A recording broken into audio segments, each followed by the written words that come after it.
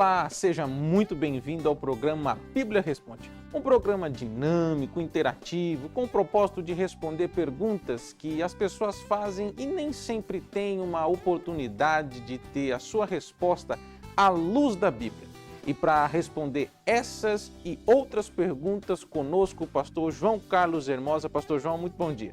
Graças a Deus, irmãos, a paz do Senhor a todos vocês, a paz do Senhor, que vocês estejam tendo um excelente dia, não é?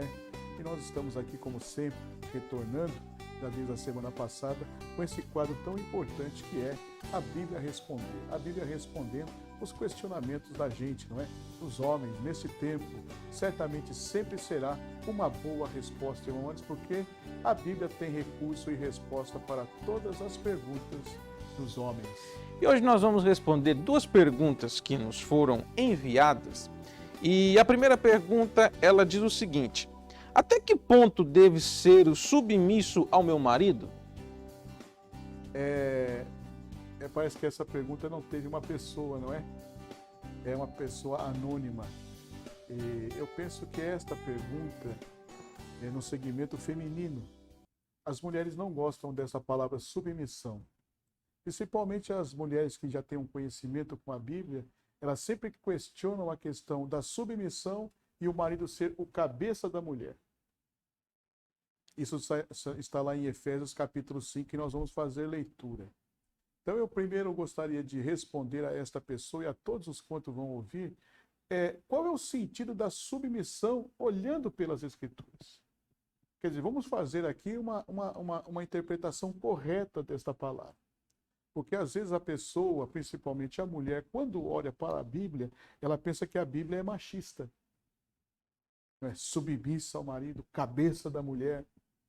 E para que vocês tenham uma ideia, não é talvez de uma sociedade lá do Antigo Testamento, não é? Aonde as mulheres em todas as nações não tinham tanto valor. Mas Jesus resgatou o valor da mulher. Tanto que você vê grandes passagens de Jesus com as mulheres, não é? Jesus lá com a Cirofenícia, Jesus com a Samaritana, com a mulher pecadora, com as irmãs de Lázaro, com sua mãe. Então Jesus resgatou. Interessante que foram justamente as mulheres que cooperaram no ministério de Jesus. Então, vamos pautar essa pergunta da seguinte forma. Primeiro falar como se dá submissão.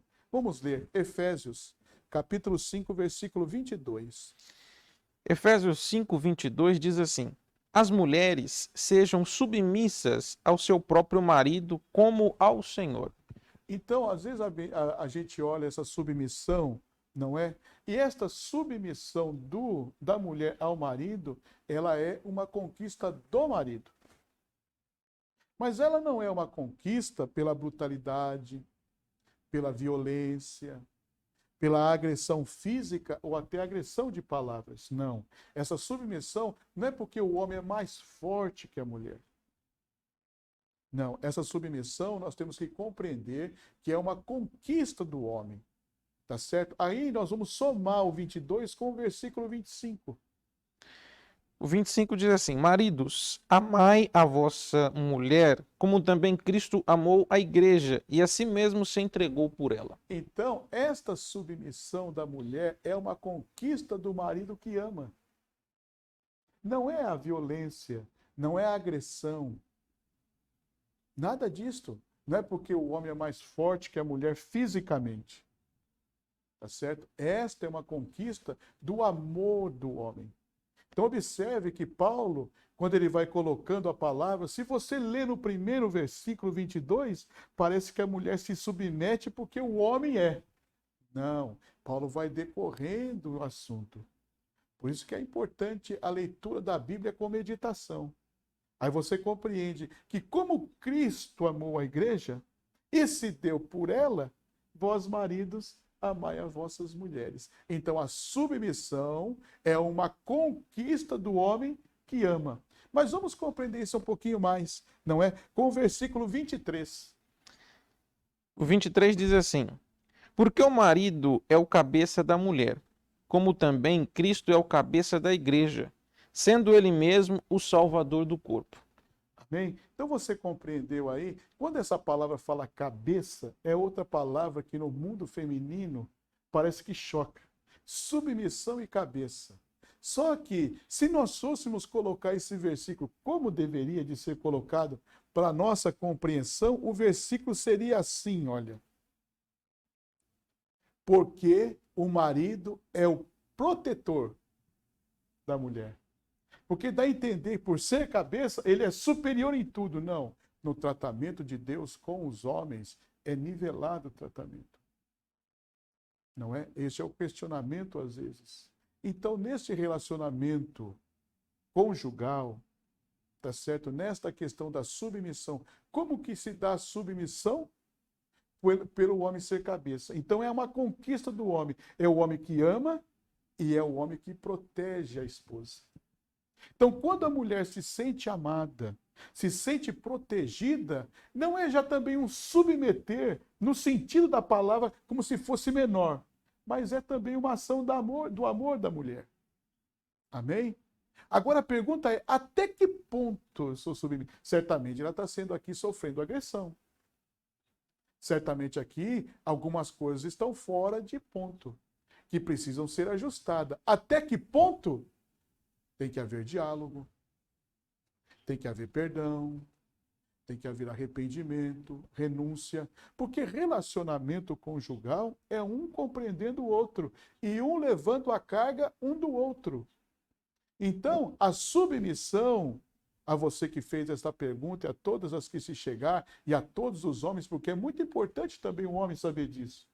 Não é porque às vezes o homem se impõe pela brutalidade, pela força física, e ele não quer saber. Tá certo? Agora, o homem inteligente é aquele que olha para as Escrituras como Cristo. Como que Cristo conquistou a igreja? Morrendo por ela. Olha que ponto chega o marido para com a mulher, para com a sua esposa. Será que o esposo daria a vida pela sua mulher? Então, observe que é muito mais responsabilidade do marido do que da mulher de ser submissa. Então, hoje, não vamos inverter os papéis. Vamos colocar os papéis aonde eles devem de ser colocados. O marido ame, não é? A sua esposa e proteja a sua esposa. Isto é uma conquista.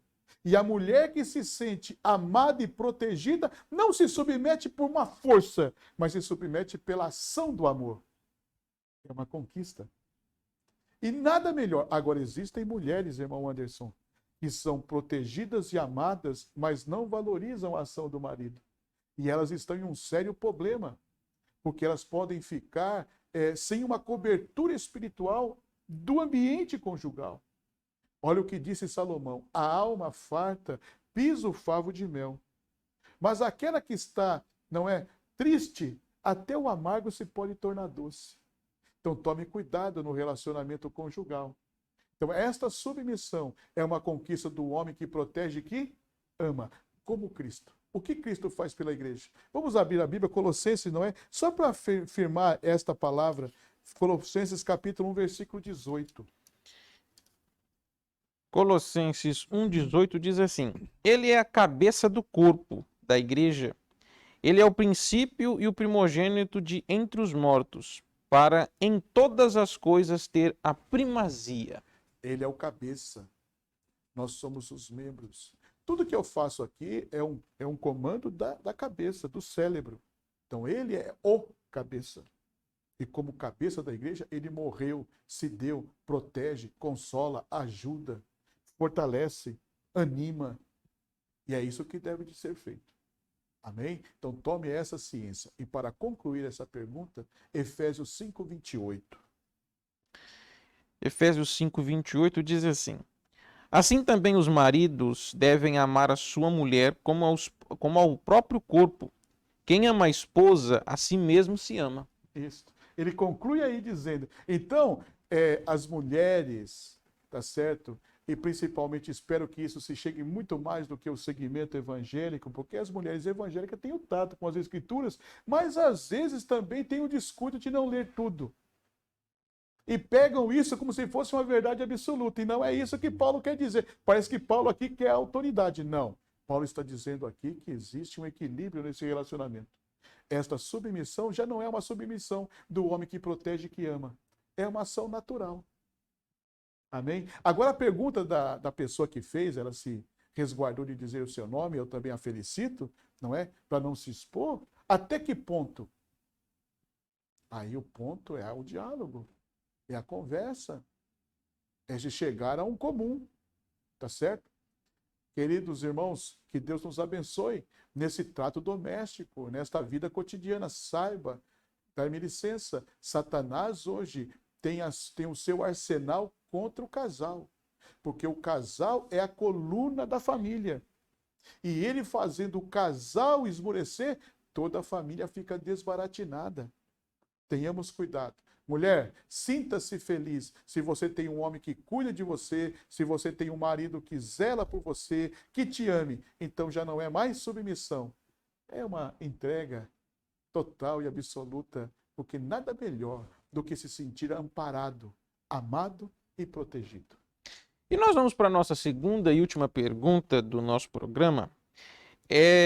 A pergunta é o seguinte: é lícito pedir divórcio? Eu penso, novamente, que foi a mesma pessoa que fez a pergunta. Tá certo? Esta pessoa se resguardou de dar o nome, ficou em anônimo.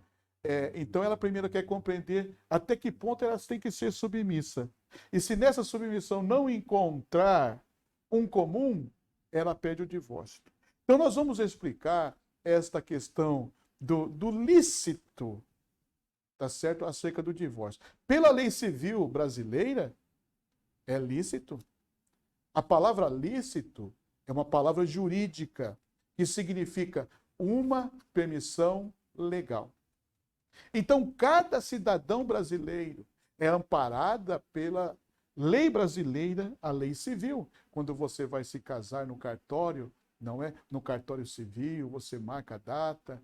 Até você pega algumas pessoas que passam ali na rua para ser o testemunho de que você vai se casar. Aí depois vai chegar o dia dos padrinhos, quando eles vão ter que apresentar suas documentações, que serão testemunhas daquele ato. Você vai diante do juiz de paz. Para quê? Para celebrar a sua união diante do Estado. Para você ficar amparado diante do Estado. E o Estado te dá direito. Então, para o Estado, é lícito o divórcio. Antigamente havia todo um processo para o divórcio. Hoje, a não ser que a pessoa tenha muitos bens, muitas situações, que aí se demora mais. Tá certo? Mas o divórcio lá na Constituição é simples. Se perdeu a afeição, pode pedir o divórcio. Isso diz a lei brasileira. E de muitos países. Agora vamos ver a Bíblia, o que diz acerca do divórcio. Primeiro, como Deus vê o divórcio? Malaquias, capítulo 2, versículo 16.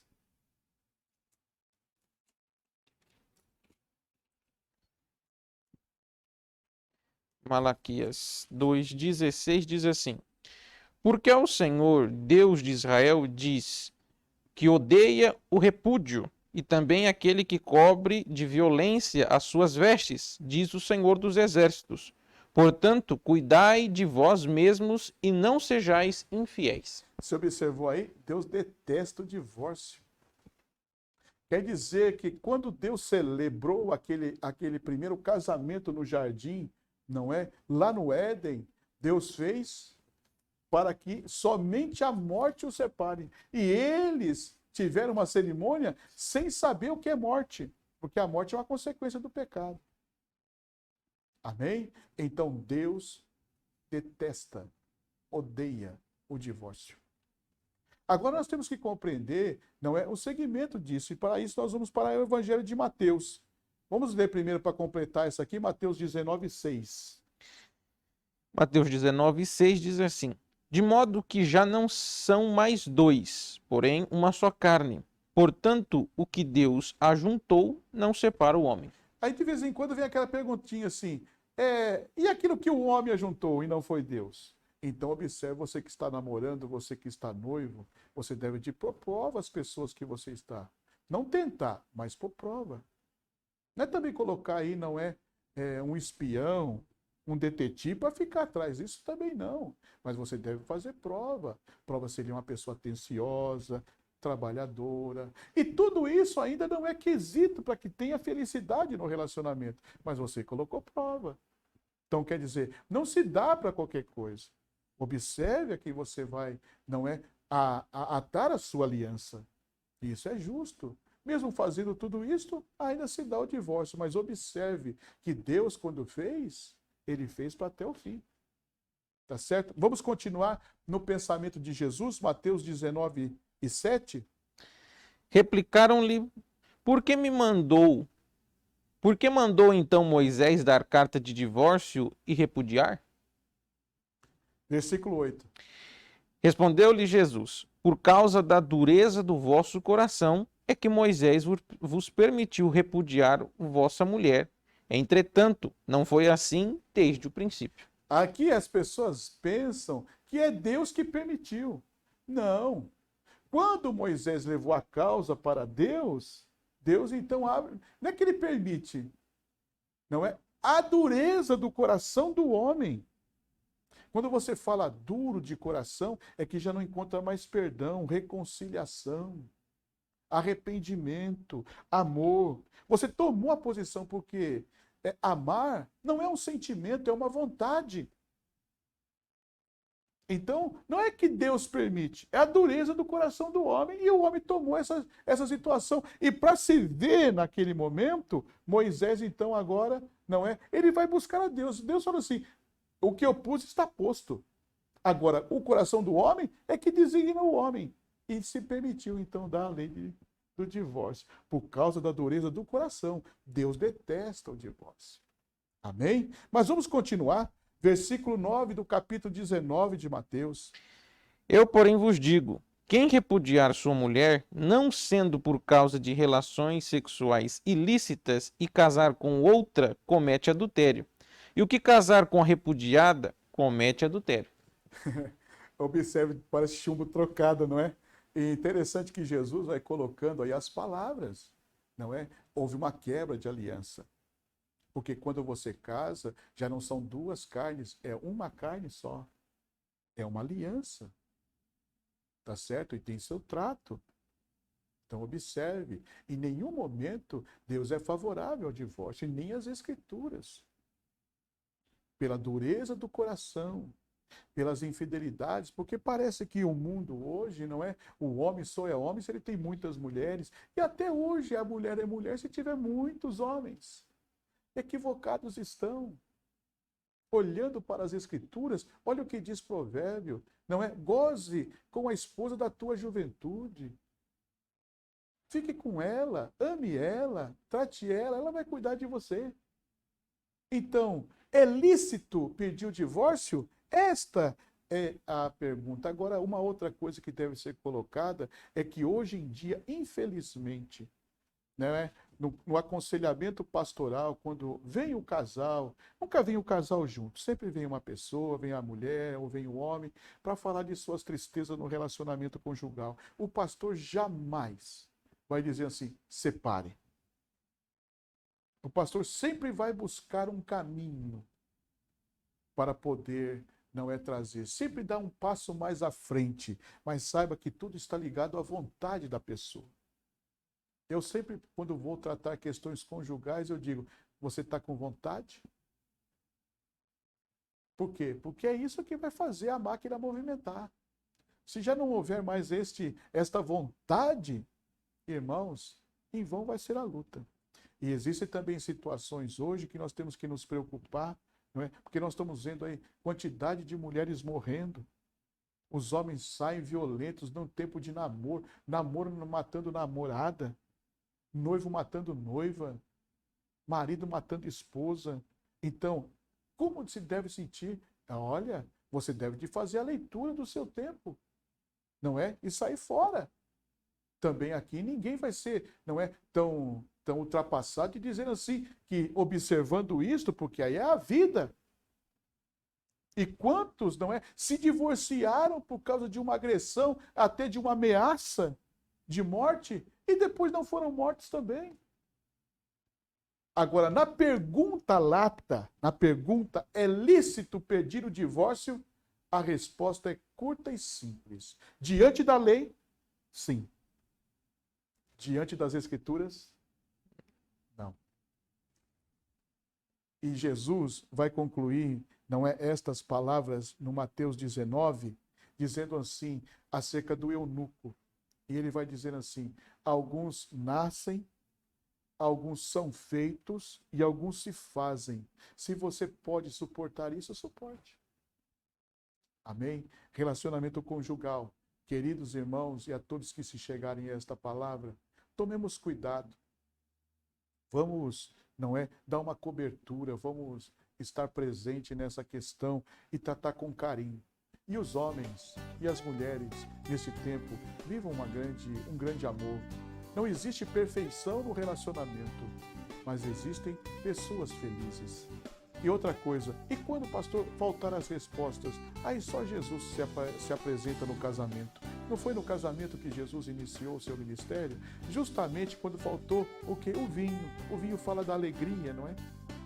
E Jesus se apresentou naquele momento que tudo poderia desmoronar. Que lua de mel triste ia ser daquele casal. Mas Jesus se apresentou na hora certa e transformou a água em vinho. Isso quer dizer que quando a parede de separação está posta, busque Jesus antes de tomar uma posição. Ele tem sempre um caminho mais excelente. Amém? Deus te abençoe. Obrigado. Fique conosco, compartilhe, não é? E esteja sempre aprendendo com as Escrituras. É lícito diante da lei, sim. Diante das Escrituras. E nós estamos chegando ao final do nosso programa. Queremos aí convidar você, se você tem alguma pergunta ou alguma dúvida, entre em contato conosco, participe do nosso programa, porque aqui, como sempre dizemos, você pergunta e a Bíblia responde. Deus te abençoe, um grande abraço.